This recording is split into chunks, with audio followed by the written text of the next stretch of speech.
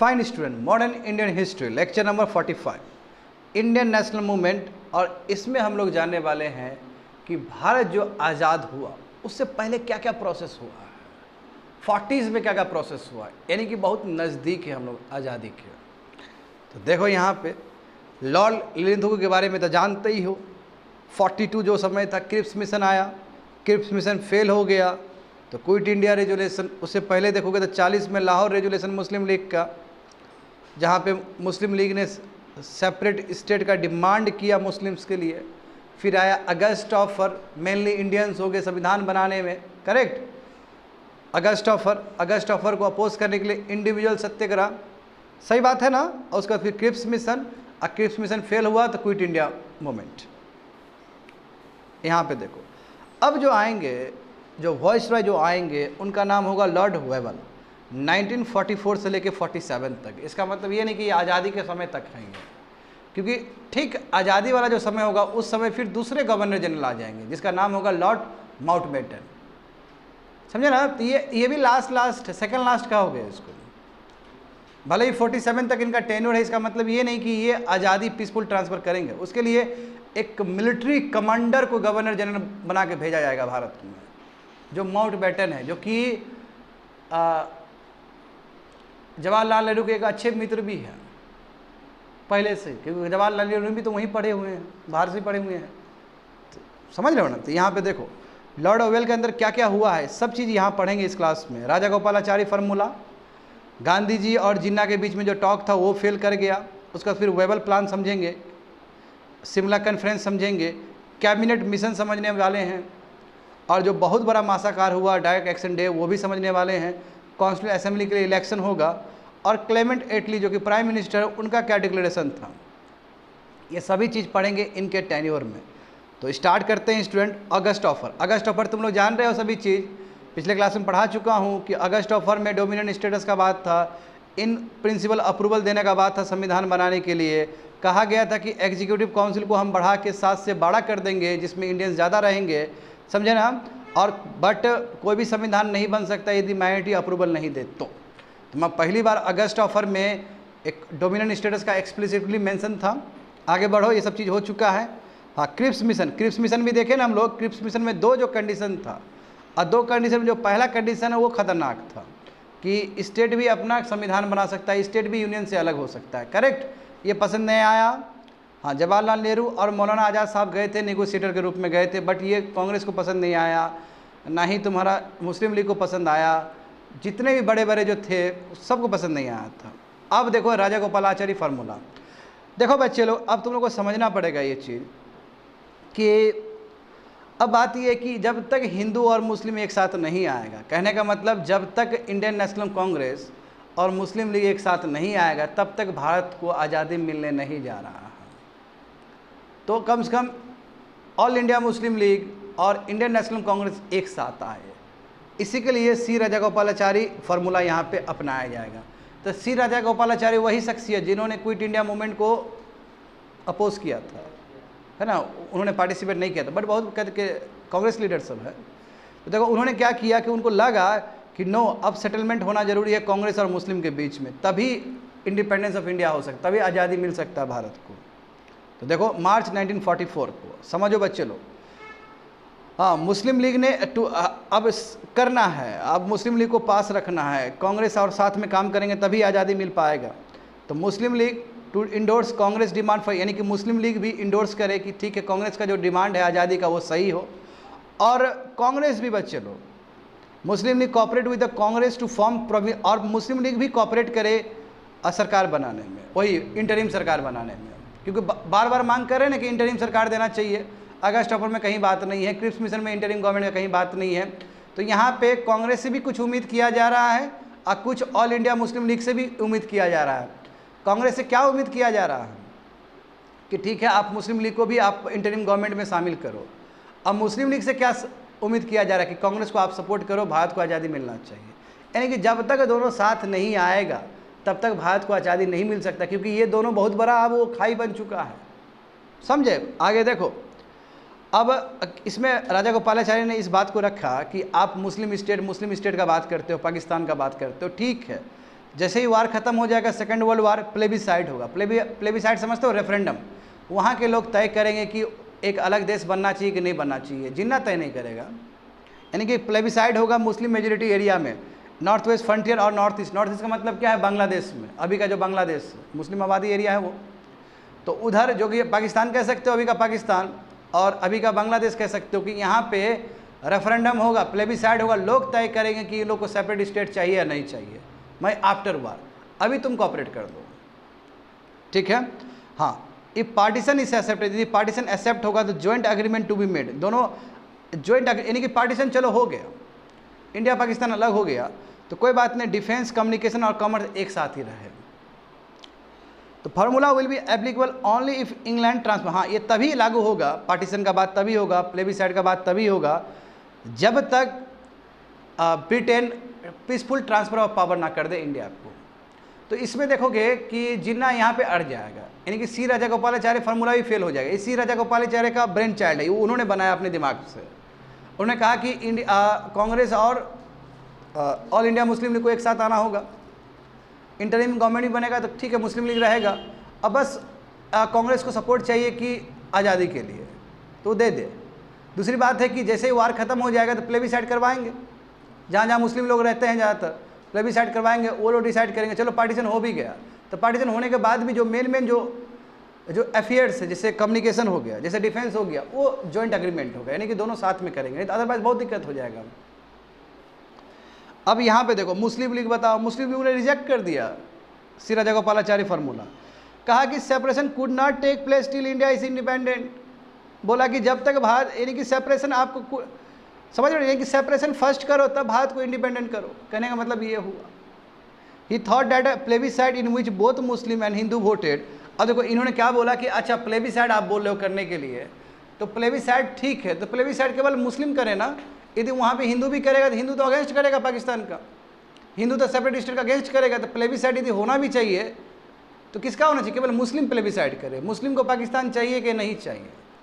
तो इन्होंने कहा कि ये मुस्लिम और हिंदू साथ में प्लेबिसाइड ना करे, समझे, क्योंकि मुस्लिम जो है वो डिस्टिंक्ट नेशन है, उसको पूरा अधिकार है कि कैसे वो रहना चाहता है, सेल्फ डिटर्मिनेशन करने का पूरा अधिकार है। तो वहाँ पे जो वोटिंग पावर होना चाहिए प्लेबिसाइड का, वो हिंदू का नहीं होना चाहिए, केवल मुस्लिम को मिलना चाहिए, मुस्लिम मेजोरिटी एरियाज में। And the idea of safeguarding essential service, बोला कि एसेंशियल सर्विस वही कॉमर्स, डिफेंस, उस पर एक ट्रीटी होगा, कॉमन किया जाएगा। बोला ये बेकार का चीज़ है, कोई काम का नहीं है। तो लीग का जो पोजीशन था उसके वजह से तो दिख गया तुम्हारा कि Muslim and Hindus of British India से टू सेपरेट नेशन। बताओ ये तुमको नहीं दिख रहा है क्या? यहाँ से देख रहे हो ना, पार्टीशन का बात हो रहा है कि नहीं हो रहा है? पिछले क्लास में तुम लोग को बताया गया, हम 1937 तक डे ऑफ डिलीवरेंस तक बताए थे तुम लोग को, और बोले थे कि बाद में सब साथ में मर्ज कर जाएगा। तो ये भी एक रीज़न है कि पाकिस्तान कैसे बना है, कि सी राजागोपालाचार्य फार्मूला फेल कर गया। देखो, क्योंकि अब इनिवेटेबल हो गया कि हिंदू और मुस्लिम दो अलग देश, समझे ना, और मुस्लिम को अब अपना नेशन चाहिए, ये तुमको दिख गया यहाँ से। तो ये टॉक फेल कर गया बच्चे लोग।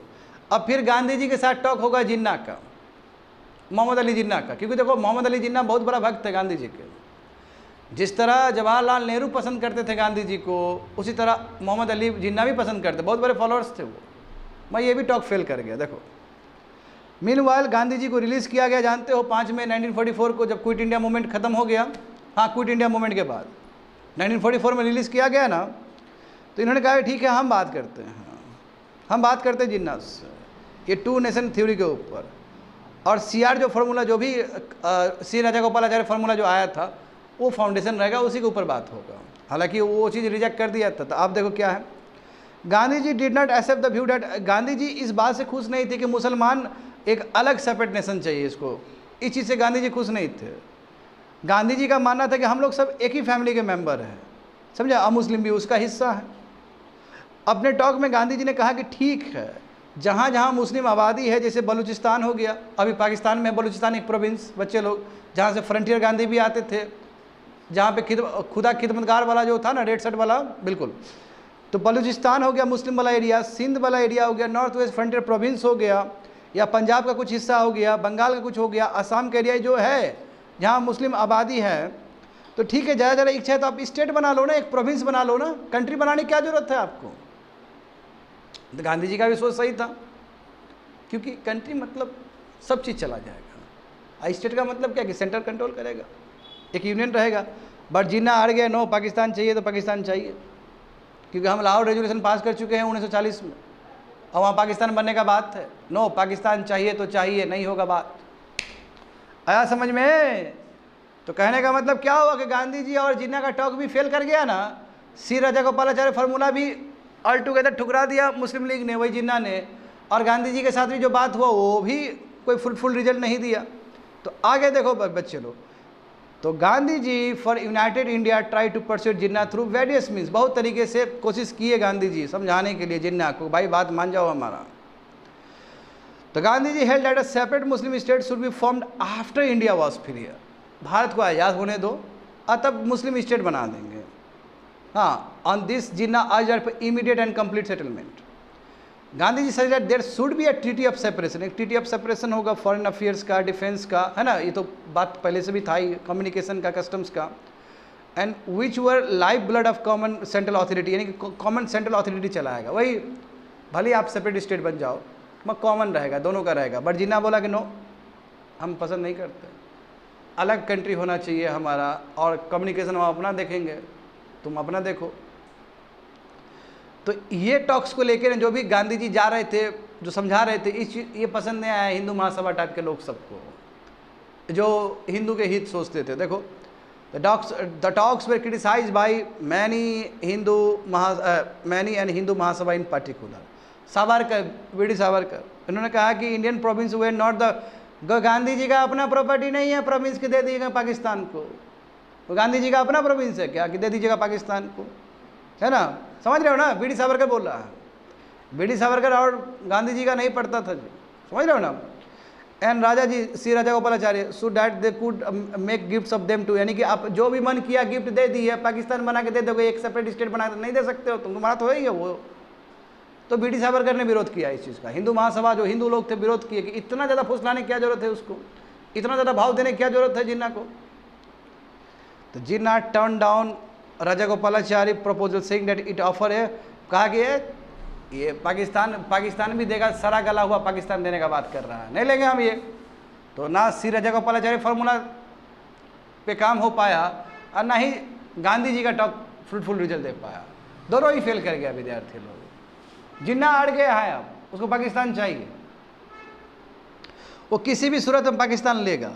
तो एक मौका और, एक और ट्राई किया जाए। तो ये देसाई लियाकत पैक्ट, देखो दोनों, भुल्ला भाई देसाई और लियाकत अली, ये दोनों बहुत अच्छे मित्र थे विद्यार्थी लोग, बहुत अच्छे दोस्त थे, ठीक है। तो अब इधर, अब एक जो लियाकत अली है वो मुस्लिम लीग के मेंबर है, और भुल्ला भाई देसाई इंडियन नेशनल कांग्रेस से हैं, और दोनों का मित्रता बहुत अच्छा है। तो ऐसे लोग ढूंढा जाता है ना कि समझ लो ना, कि ताकि समझौता हो सके।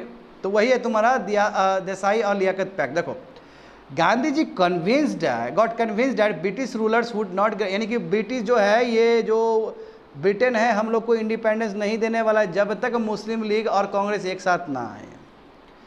हाँ, एक साथ आएगा तभी हमको मिलेगा कंट्री, तभी हमको इंटरिम गवर्नमेंट बनाने का भी देगा मौका, क्योंकि अभी तो हमको इंटरिम गवर्नमेंट चाहिए। हम कब से बोल रहे हैं, हम अगस्त ऑफर से ही बोल रहे हैं, हम 1940 से ही चीख के बोले कि भाई हमको इंटरिम गवर्नमेंट दे दो बनाने के लिए, तब तक तुम लड़ो, जब तुम्हारा लड़ाई खत्म होगा फिर आज़ादी दे देना हमको। हम अब फंसा हुआ बात इस चीज़ को लेके कि कांग्रेस कुछ बोलता है, ये स्पेशली मुस्लिम लीग वो तो अड़ गया है ना। तो गांधी जी को रियलाइज़ हुआ कि इस तरह काम नहीं चलने वाला, किसी तरह दोनों को लाया जाए। समझ रहे हो ना, किस तरह लाया, तभी इंटरिम गवर्नमेंट बनेगा, तभी भारत को आज़ादी मिल सकेगा। तो देयरफॉर गांधी जी ने भुल्ला भाई देसाई को बोला कि देखिए एक बार और कोशिश करिए आप। सी राजागोपालाचारी फार्मूला तो फेल ही हो गया, हम भी गए थे जिन्ना को बोलने के लिए, वो भी फेल ही हो गया, आप एक बार और ट्राई करिए। बात समझ रहे हो ना। देखो गांधी जी बहुत ट्राई करते हैं, होता नहीं होता वो अलग बात है, ट्राई तो करने में कोई कसर नहीं है। देखो, तो जनवरी 1945 को स्टूडेंट अब प्रपोजल आया कि चलो इंटरिम गवर्नमेंट बनाएंगे इन सेंट्रल लेजिस्लेचर में इक्वल। देखो आप देखो, थोड़ा सा तुमको दिखेगा यहाँ पे, थोड़ा डिफरेंट चीज़ दिखेगा तुमको कि कांग्रेस का भी उतना ही मेंबर होगा जितना मुस्लिम लीग का होगा। देख रहे हो ना, इक्वल फुटिंग पे कांग्रेस मुस्लिम लीग ट्रीट हो रहा है। यानी कि लेट से कि 100 आदमी है सेंट्रल लेजिस्लेटिव असेंबली में जाएगा चुन के, तो 40 तुमसे जाएगा चुन के मुस्लिम लीग से, और 40 जाएगा तुम्हारा कांग्रेस से, और जो 20% होगा वो रिजर्व्ड होगा तुम्हारा माइनॉरिटी के लिए, बाकी माइनॉरिटी के लिए। बात समझे ना, 20% बाकी माइनॉरिटी के लिए, जैसे डिप्रेस क्लास सब हो गया, बाकी लोग के लिए लेबर जो भी था प्रोविजन, और इक्वल होगा तुम्हारा मुस्लिम लीग का भी और प्लस कांग्रेस का भी। वहाँ फिर भी सेटलमेंट नहीं हो पाया। बात फिर भी नहीं, Desai being the leader of Congress, वही अच्छा दोस्त था, इसलिए गांधी जी ने कहा कि नेगोशिएशन करने के लिए। बाद में तुम लोग जान के हैरान हो जाओगे कि देसाई लियाकत पैक्ट भी जिन्ना ने अपोज कर दिया, इनफैक्ट कांग्रेस ने भी अपोज कर दिया। ठीक नहीं है। आया समझ में? बच्चे लोग समझ में आया राजा गोपालाचारी फार्मूला क्या था, गांधी जी जिन्ना टॉक क्या था, समझ में आया ना? जो फेल कर गया, देसाई लियाकत प्लान वो भी फेल कर गया, तो अब क्या होगा? कुछ होगा वेबल प्लान। तो वेबल प्लान समझो, यानी कि ये बोले कि यार तुम लोग कभी नहीं सुधरेगा, तुम लोग, हम खुद आते, जाओ तुम लोग कभी नहीं, ये खुद आके अपना कुछ दे देगा। देखो, तो लॉर्ड वेबल जिन्होंने लॉर्ड लिंथगो को रिप्लेस किया एज अ वॉइस रॉय, जान ही रहे हो, तो इन्होंने देखो क्या बोला है, देखो तो समझो बात को। इन्होंने पीपल ऑफ इंडिया से बात किया, यानी कि पीपल ऑफ इंडिया को आह्वान किया कि ब्रिटिश गवर्नमेंट बहुत जल्दी ही चाहती है कि आप अपना डेडलॉक सुलझा लो, जो डेडलॉक फंसा हुआ है कांग्रेस, और जल्दी सुलझा लो। And on 14 June he announces a plan called Wavell plan. तो क्योंकि ये बात हो ही नहीं रहा, आगे बढ़ ही नहीं पा रहा है, डेडलॉक आ जा रहा है वहाँ पे, दोनों तैयार ही नहीं है एक दूसरे का सुनने के लिए, जिन्ना पूरा हार गया है। तो वेबल खुद आया अपने प्लान के साथ, कहा है कि though war came to be and but still there was a threat, यानी कि वार तो लगभग खत्म हो गया क्योंकि 1945 का समय है, मगर अभी भी जापान से डर है। आज जापान को ठंडा कौन किया है? यूएस से, हिरोशिमा और नागासाकी में बम फोड़ के। बोला वार तो खत्म हो गया, हम जीत गए हैं, मगर अभी भी थोड़ा डर बना हुआ है जापानीज से। एक तो दूसरी बात है, एलाइज बार बार प्रेशर डाल रहा है कि जाओ इंडिया से कोऑपरेट करो, क्योंकि जानते हो ना यूनाइटेड नेशंस बन जाएगा, यूनाइटेड नेशन बन जाएगा तो ब्रिटेन के ऊपर बहुत प्रेशर रहेगा। मिड 1904 का इलेक्शन इंग्लैंड में भी होने जा रहा था, और वहाँ से वही कंजर्वेटिव पार्टी दिखना चाहिए कि बहुत सीरियस है और वो सच में एक परमानेंट सोल्यूशन चाहता है इंडिया के लिए, क्योंकि वहाँ पे इलेक्शन होने जा रहा है 1945 में। To divert Indian energy to more profit channels to British, यानी कि कोशिश किया जाए कि भारत का एनर्जी को यूज़ किया जाए ताकि ब्रिटिश को फ़ायदा हो, इसलिए वेबल प्लान आया। जबकि डेडलॉक अभी भी फंसा हुआ, अभी भी डेडलॉक जारी है। आगे देखो क्या क्या लेके आया है ये। अब देखो इसमें तुमको बहुत चेंजेस नजर आएगा ब्रिटिश के एटीट्यूड में। देखो अब इसमें क्या बोल दिया कि वॉइस रॉय एग्जीक्यूटिव काउंसिल में, सुनो बच्चे से अच्छे से समझना है इसको, कि जितने भी होंगे अब खाली इंडियंस मेंबर्स ही होंगे एक्सेप्ट 2, गवर्नर जनरल तो होगा ही होगा और कमांडर इन चीफ वही केवल ब्रिटिश होगा, यानी कि वॉइस रॉय ही केवल होगा ब्रिटिश का, बाकी जितने भी एग्जीक्यूटिव काउंसिल में मेंबर होंगे सब इंडियंस होंगे।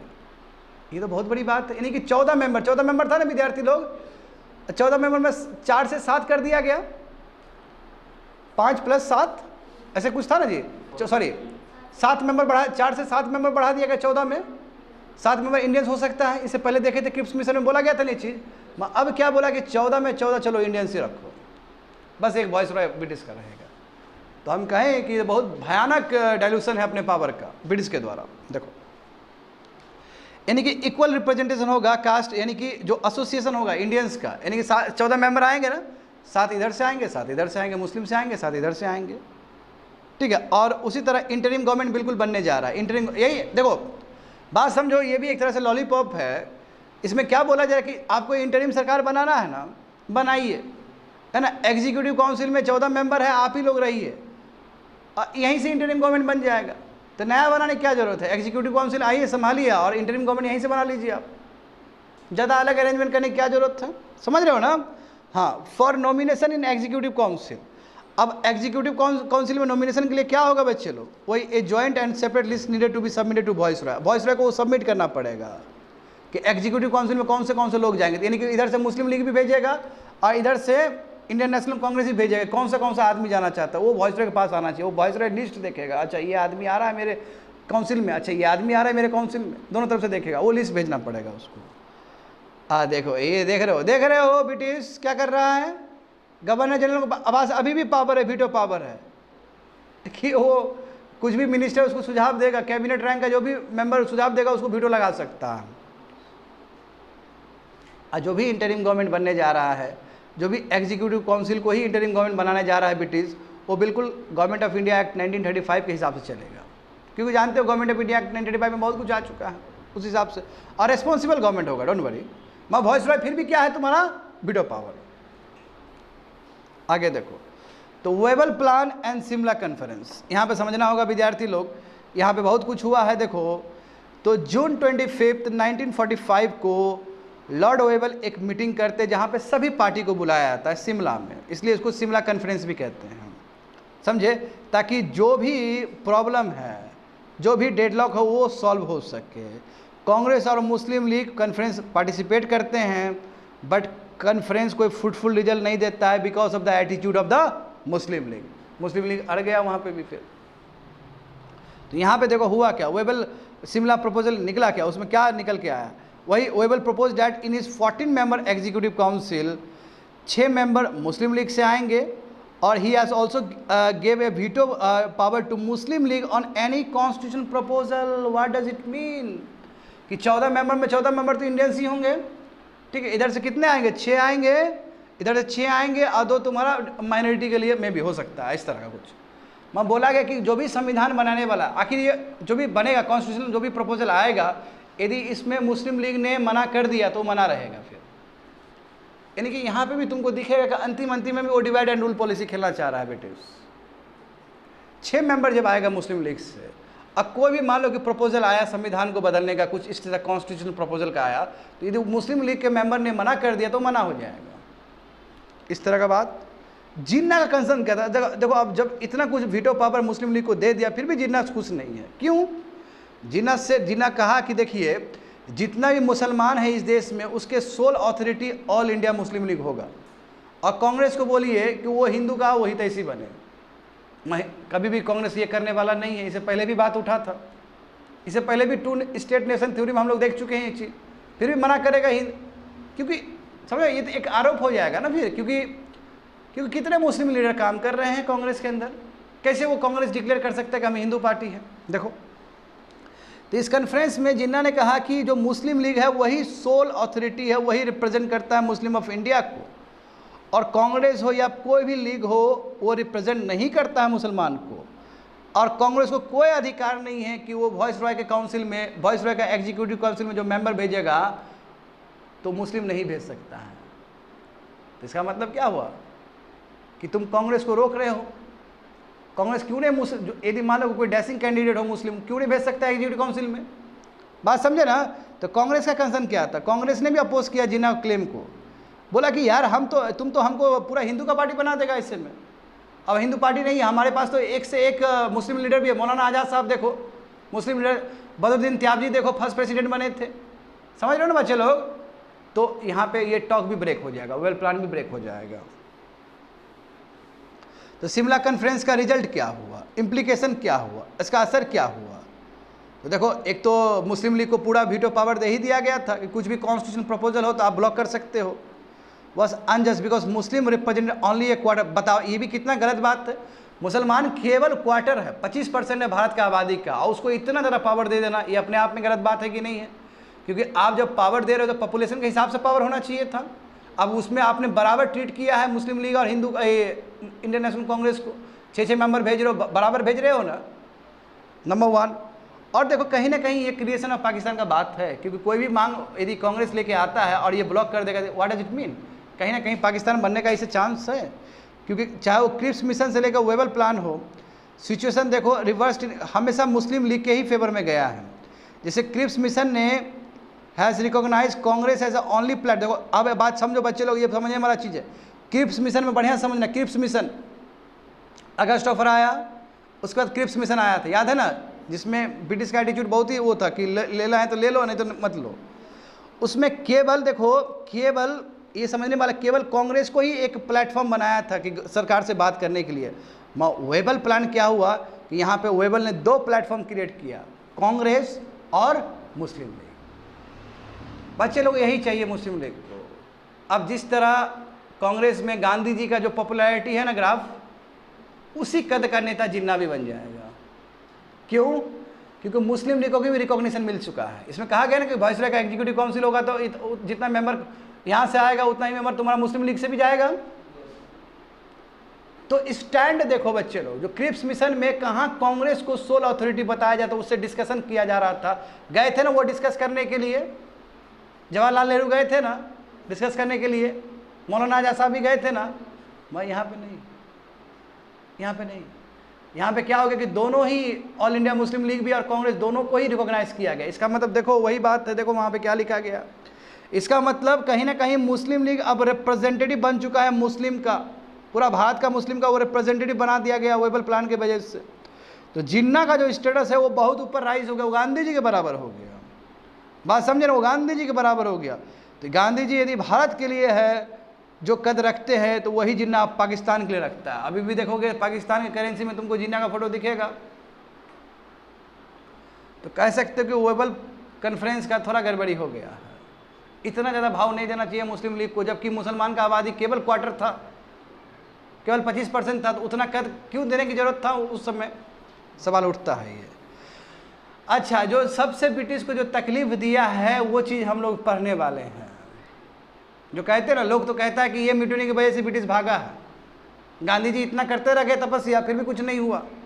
ये म्यूटिनी देखो बच्चे लोग, 1100 नेवल रेटिंग ऑफ HMIS तलवार। इसका मतलब क्या हुआ, ये नेवल ग्रुप है। जैसे तुम लोग सिख रेजिमेंट पढ़े थे ना, गोरखा रेजिमेंट पढ़े थे ना, ये नेवल है, नेवल आर्मी है ये।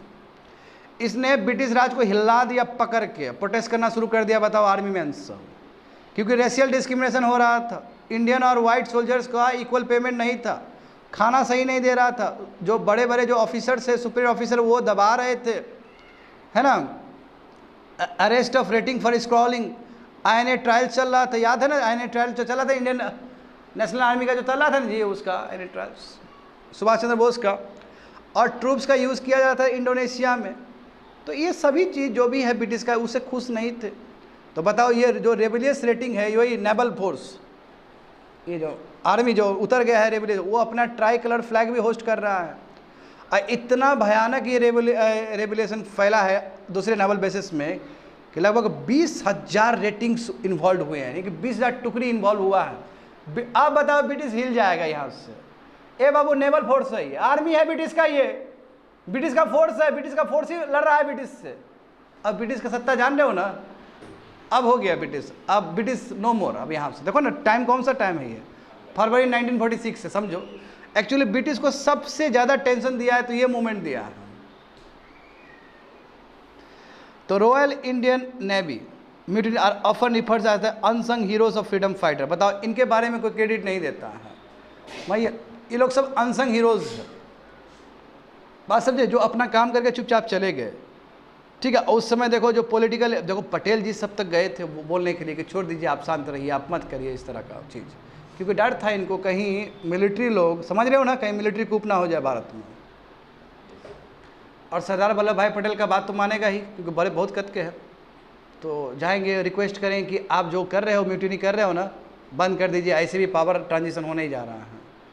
तो सरदार वल्लभ भाई पटेल के मुँह देख के, उनका वो कद देख के ये लोग शांत हुआ है, समझे।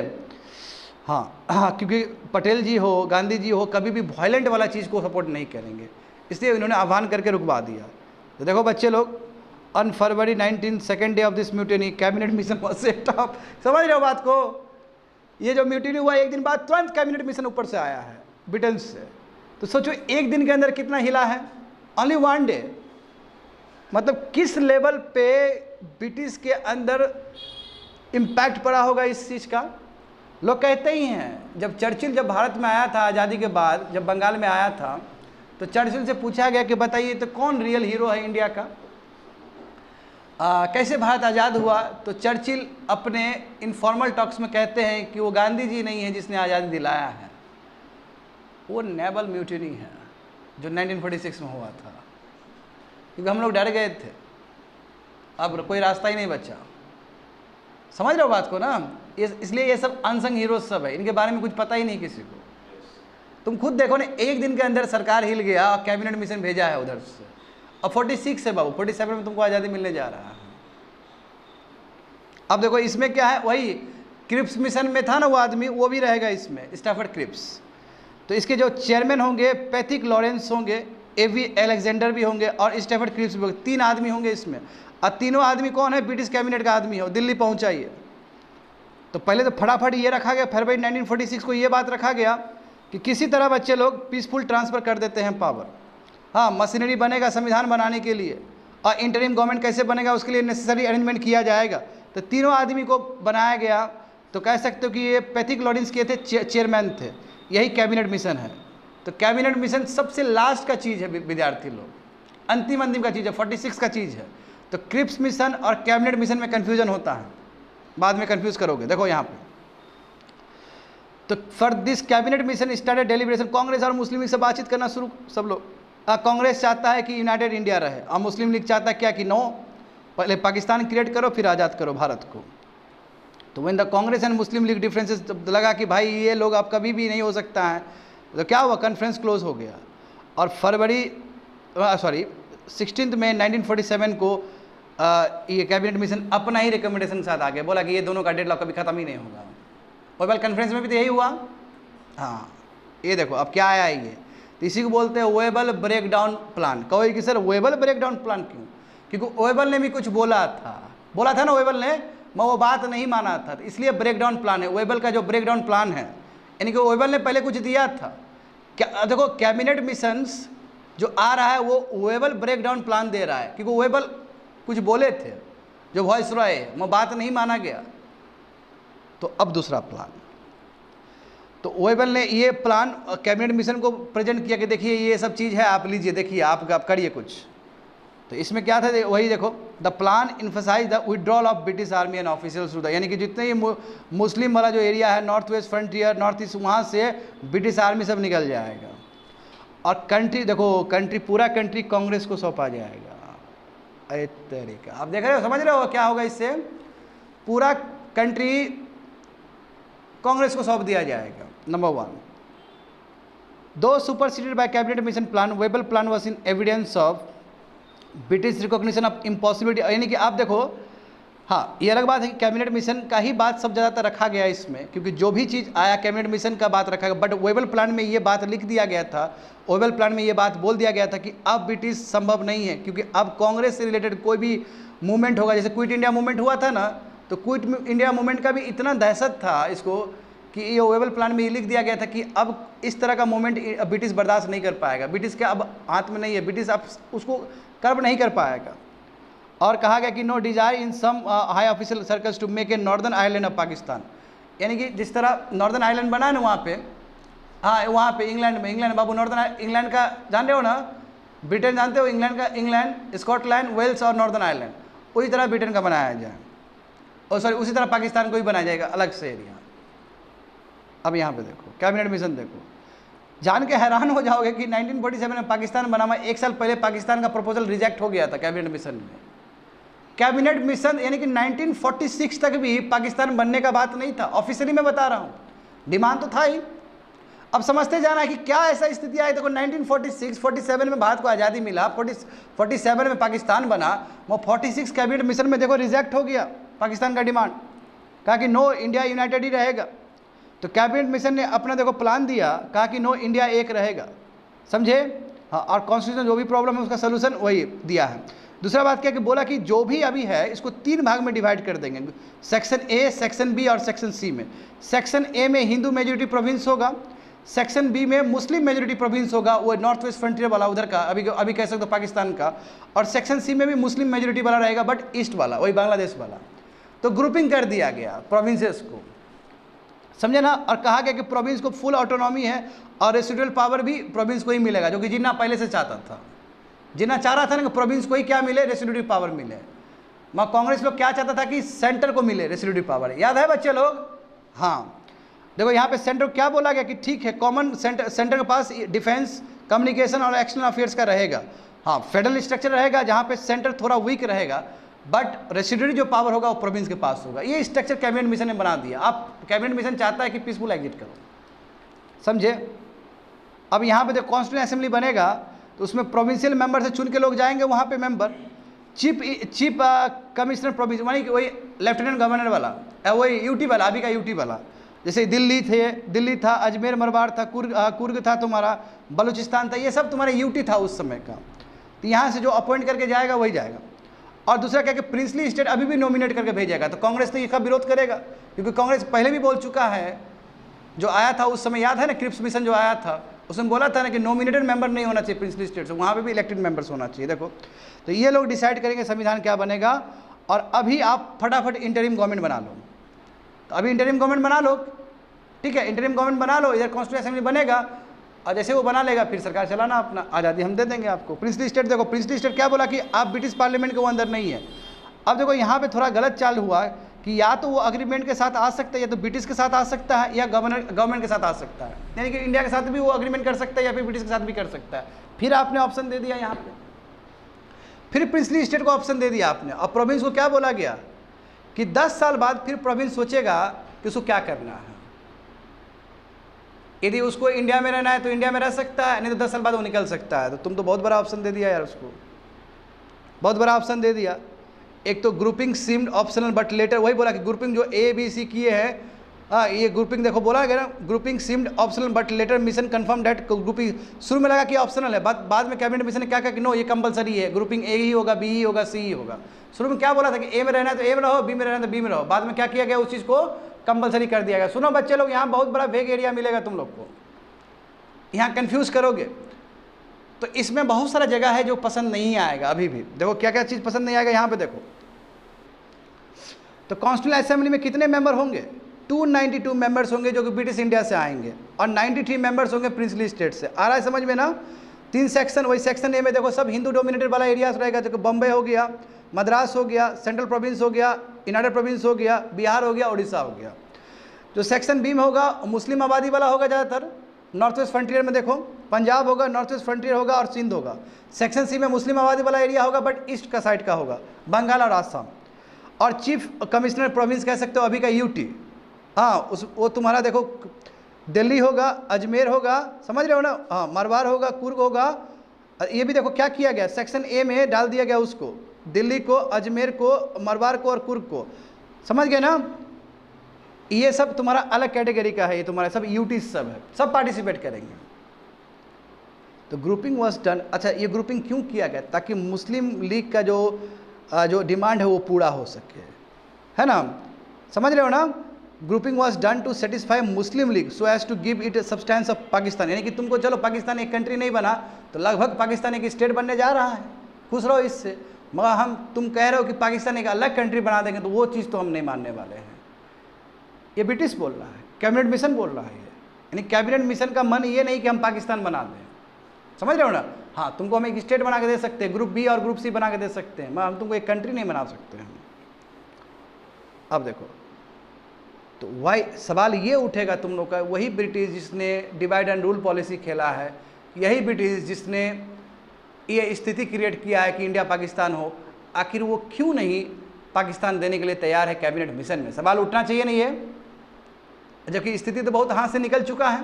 देखो अब यहाँ समझो, अब ब्रिटिश को क्या लगा कि यदि पार्टीशन करवा देंगे तो इससे कम्युनल प्रॉब्लम कम नहीं होने वाला है, और ज़्यादा कम्युनल प्रॉब्लम बढ़ जाएगा, हिंदू मुस्लिम का प्रॉब्लम और बढ़ जाएगा। नंबर 1 पार्टीशन से और सीरियस प्रॉब्लम हो जाएगा। देखो पार्टीशन से डिफेंस अलग हो जाएगा दोनों का, कम्युनिकेशन अलग हो जाएगा, कॉमर्स अलग हो जाएगा, रीजनल टाइज डिस्टर्ब हो जाएगा, एडमिनिस्ट्रेटिव प्रॉब्लम हो सकता है। हाँ और पाकिस्तान को डिवाइड करोगे तो यार नॉन मुस्लिम पॉपुलेशन भी तो रहता है, 13% रहता है वहाँ पे, हिंदू लोग सब, सिख लोग सब, और 48% तुम्हारा ईस्ट में भी रहते हैं। इसका क्या होगा फिर। और इस तरह यदि कम्युनल लाइन्स पर डिवाइड करते ये बाल्कनाइजेशन हो जाएगा, छोटे छोटे टुकड़े में हो जाएंगे सब, ये ठीक नहीं है। फिर क्या करेंगे, फिर सिख का भी फिर अपना डिमांड शुरू हो जाएगा। सिख भी बोलेगा ना कि हमको खालिस्तान चाहिए, फिर अभी भी बोलता है। तो इस तरह तो फिर एक परंपरा कल्चर डेवलप हो जाएगा, सब लोग डिमांड करेगा हमको एक कंट्री चाहिए, समझे ना। क्यों, आखिर सवाल ये कि ब्रिटिश गवर्नमेंट क्यों यूनाइटेड इंडिया क्यों चाहता था, कि वो चाहता था कि भले ही हम यहाँ से निकल जाए, पावर ट्रांजिशन हो जाए, मगर फिर भी ये इंडिया एक सॉफ्ट कर्नर भी तो होता है कि इतना दिन से हम रूल किए इस कंट्री में, कैसे तोड़ के जाएंगे। अब बस एक यूनाइटेड इंडिया कॉमनवेल्थ मेंबर्स का रहेगा हिस्सा, तो इससे बार्गेनिंग पावर भी स्ट्रांग रहेगा ये, क्योंकि डिवाइडेड इंडिया क्या हो जाएगा, कहीं ना कहीं डिफेंस में लैग कर जाएगा, और कहीं ना कहीं हिस्ट्री में एक ब्लॉट होगा ब्रिटिश डिप्लोमेसी पे भी, कि ब्रिटिश देखो क्या करके गया, इंडिया पाकिस्तान बना के गया। तो वो चीज़ से वो बचना चाह रहा था। बात समझे ना? हाँ, तो देखो कांग्रेस ने भी रिजेक्ट कर दिया कैबिनेट मिशन प्लान और मुस्लिम लीग ने भी रिजेक्ट कर दिया। कांग्रेस बोलता था कि ये जो ग्रुपिंग है, ग्रुपिंग वॉलेंट्री होना चाहिए, ठीक है, वॉलेंट्री होना चाहिए। Wanted the grouping to be voluntary due to the opposition of North West Frontier and Assam being dragged to the, बताओ नॉर्थ वेस्ट फ्रंटियर प्रोविंस में कितने हिंदू लोग रह रहे हैं वहाँ पे, है ना, वहाँ पे सिख भाई लोग भी रह रहे हैं ना। अब उसको ज़बरदस्ती आपने ग्रुप बी में डाल दिया। आसाम में कितने लोग हिंदू लोग भी रह रहे हैं, उसको ज़बरदस्ती आपने सी में डाल दिया। तो ग्रुपिंग तो कंपलसरी नहीं होना चाहिए। बाद में कैबिनेट मिशन ने ग्रुपिंग कंपलसरी कर दिया ना, ये नहीं होना चाहिए। एंड कंपलसरी ग्रुपिंग का मतलब है कि कहीं ना कहीं आप प्रोविंशियल ऑटोनॉमी के विरोध में काम कर रहे हो, क्योंकि प्रोविंस को जो मन करना है वो करना चाहिए, जिस ग्रुपिंग में साथ जाना है वो जा सकता है ना। इसका मतलब प्रोविंशियल ऑटोनॉमी के खिलाफ है कैबिनेट मिशन। बात समझे? और दूसरी बात देखो, वही चीज़ पे लड़ गया कि प्रिंसेस नॉमिनेटेड मेंबर चुन के भेजेगा, ये तो गलत बात है। डेमोक्रेसी में हमेशा इलेक्टेड मेंबर्स होने चाहिए, तो उस चीज़ को लेकर भी अड़ गया। सिख को भी लगा कि गलत है। Sikh denied the proposal as inclusion of Sikh in the north. बताओ, यदि सिख लोग उधर चला जाएगा नॉर्थ वेस्ट फ्रंटियर में, उसका क्या होगा? मुस्लिम लोग तो हालत खराब कर देगा ये लोग का, सिख रिलीजन बर्बाद हो जाएगा, उसका कल्चर बर्बाद हो जाएगा, तो इसलिए नहीं चाहिए। सिख ने भी विरोध कर दिया। अब मुस्लिम लीग ने क्या बोला कि नो ग्रुपिंग कंपलसरी होना चाहिए with section B and C develop. इतना खतरनाक होना चाहिए रिजिड कि आने वाले समय में वो पूरा पाकिस्तान बन सके। ग्रुप एकदम वो होना चाहिए। League had thought that the Congress, अच्छा देखो देखो देखो देखो देखो, लीग बहुत चालाक है।